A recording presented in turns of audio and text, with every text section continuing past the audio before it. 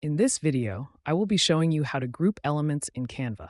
Let's get started. I'll start by clicking the Create a Design button in the top right corner. From the menu, I'm going to select a custom size, choosing this 8.5 by 11-inch document to open up a blank workspace. Now, I'll head over to the Elements tab on the left sidebar. I'm searching for St. Patrick's Day to find some graphics for my design. First, I'll click on this green hat to add it to the page and move it toward the center. Next, I'll select a shamrock, rotate it slightly using the handle at the bottom, and place it right on the hat. I'm also going to add this clover vine and position it just below the brim. To add a few more details, I'll bring in this leprechaun gnome and place him to the left. Then I'll add this group of 3 smaller gnomes and tuck them right underneath. Now to group these elements together, I'll click and drag my mouse over everything to select them all at once. With everything highlighted, I'll right-click and select Group. You can see that I can now move the entire design as a single unit. If I need to make an adjustment to just one part, I can click Ungroup in the floating menu.